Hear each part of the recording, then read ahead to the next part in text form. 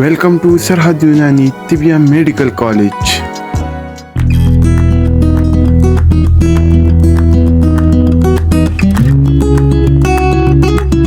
हमारा first year का जो सब्जेक्ट है कुलियात तिबिया अमूर तिबिया, उसके हवाले से हम पढ़ रहे हैं और आज एक नए लेक्चर की तरफ बढ़ते हैं।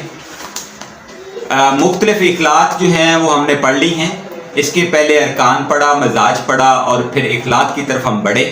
इखलात जो हैं वो सुफरा, सुदा, बलगम और खून हमने पढ़ लिया। अब हम इनकी डिटेल पढ़ रहे हैं। तो इसमें अब हम चलते हैं कि खिलत सुफरा क्या चीज़ है। वैसे तो हमने कहा कि ये एक किस्म की खिलत है जिसका रंग जर्द होता है, जायका तेज़ और तलख होता है, और ये तमाम इखलात जो हैं वो जिगर के अंदर पैदा होती हैं।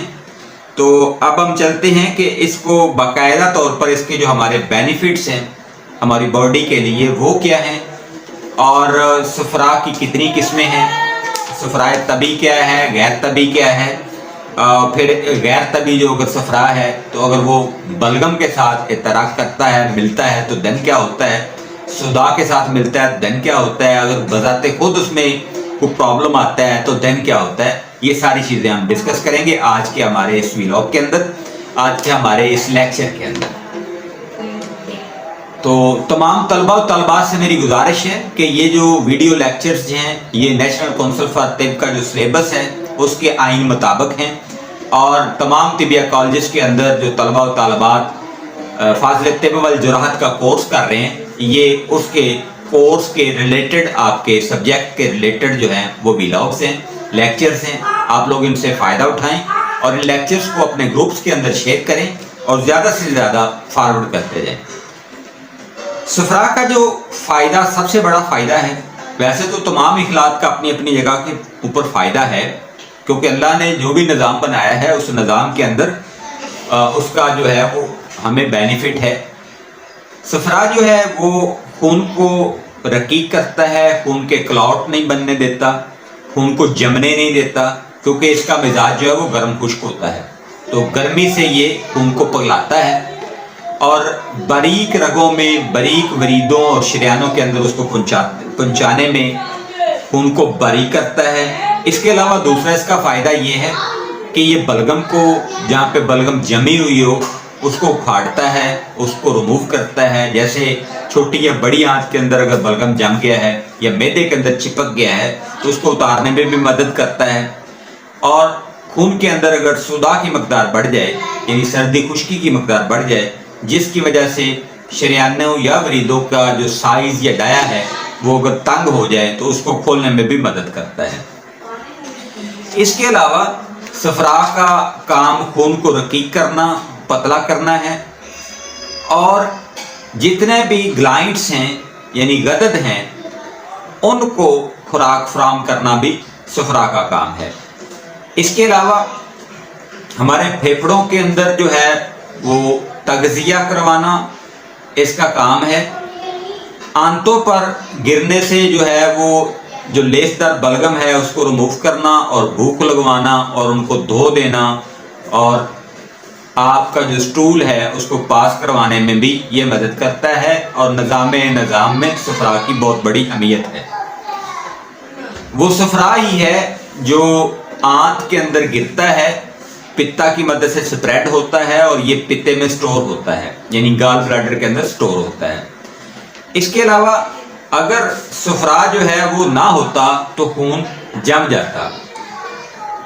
ये हमारी बॉडी के लिए उतना ही ज़रूरी है जितना हमारे डाइजेशन सिस्टम में आपका सुदा होना लाजम है, इसके अलावा अल्कलाइन होना लाजम है, उतना ही आपके पास जो है वो तभी सुफरा का होना भी लाजम है। हकीम तबरी आंतों में गिरने वाले सफरा के मुतल्लिक़ मदरजा ज़ैल जो है वो फ़ायदे बिठाते हैं, तो मैं आपको बता देता हूँ जी। निज़ाम खाने में ये मावनत करता है उसको पचाने के लिए, यानी उसको पकाने के लिए, और आयुर्वेदिक कहती है कि अगर सफरा नहीं है यानी अग्नि नहीं है तो आपकी जो आपने फूड या पार्टिकल्स खाए हैं वो डाइजेस्ट नहीं होंगे। इसके अलावा आंतों में अगर सफरा ना गिरे तो वो कहते हैं जी कब्ज़ हो सकती है। फिर आंतों के अंदर से फजलात को धोने का काम जो है वो सफरा करता है, और यहाँ तक है कि पखाने को रकीक करना और बारीक करने में सफरा का एक अहम रोल है। इसके बाद आगे हम चलते हैं सफरा की इकसाम। तो सफरा की दो इकसाम है, एक तबी और दूसरी गैर तबी। तबी यानी गर्म खुश्क सफरा जो कि हमारी बॉडी के लिए रिक्वायर्ड है। अब उसमें क्या होगा कि वो उसका ज़ाफ़रान के जो हम फूल हैं उनको अगर पानी में हल करते हैं तो उनका जो कलर होता है सुर्खी जर्दी माइल, यानी इसमें जर्दी ज़्यादा होती है, सुर्खी कम होती है, तो ये असल सफरा का रंग होता है। इसके अलावा वो रकीक होता है यानी पतला होता है। इसके अलावा वो तेज़ भी होता है जायके में। तो हम कह सकते हैं कि इसका जो रंग है वो सुर्खी जर्दी माइल होता है। इसके बाद अगर हम बात करें कि गैर तबी सफरा की, तो गैर तबी सफरा में आपके पास सफरा माहिया, यानी वो सफरा जिसका बलगम के साथ जो है वो इंटरेक्शन हो जाए, यानी गाढ़े बलगम के साथ मिलकर अगर सफरा जो है वो अंडे की जर्दी की मानंद हो जाता है तो उसे सफरा माहिया, अरबी में माहिया अंडे की जर्दी को कहा जाता है। तो लिहाजा ये नोट फरमा लें कि इसका जो नाम है वो चूँकि अरबी में माहिया या माहा अंडे की जर्दी को कहा जाता है, तो लिहाजा इसका नाम उसी वजह से रख दिया गया है। और ये तब होता है जब सफरा बलगम के साथ इंटरेक्शन करता है, तब ये सफरा माहिया पैदा होता है। इसके अलावा सफरा मर्रा, यानी जिसको सफरा मरारा भी कहते हैं, मरारा पित्ते को कहा जाता है। और अगर ये सफरा जो है वो पित्ते के अंदर जो जमा होता है उसमें कुछ फजलात मज़ीद जमा हो जाएं और उसकी इस्तिलाह ख़राब हो जाए, उसको सफरा की जो तबी हालत है उसको बदल दे, तो वो सफरा मिर्रा या मरारा भी हो जाएगा। और इसकी अगली जो तीसरी किस्म है वो सफरा मुतहरका है। जब सुदा जो है वो इतराक करता है, सफरा के साथ मिल जाता है, तो उसको सफरा मुतरक्का कहते हैं। अगर सुदा है तो उसका इलाज सफरा से ही किया जाता है, लेकिन बाज़ दफ़ा ये होता है कि सफरा इतनी क्वांटिटी में बढ़ जाता है कि वो सुदा के ऊपर भी हैवी हो जाता है। और बाज़ दफ़ा ये होता है कि सुदा इतनी क्वांटिटी में बढ़ जाता है वो सफरा के ऊपर हैवी हो जाता है, तो फिर उसके लिए इलाज के लिए हम मज़ीद सफरा पैदा करते हैं ताकि उस सफरा से जान छुड़ाई जा सके।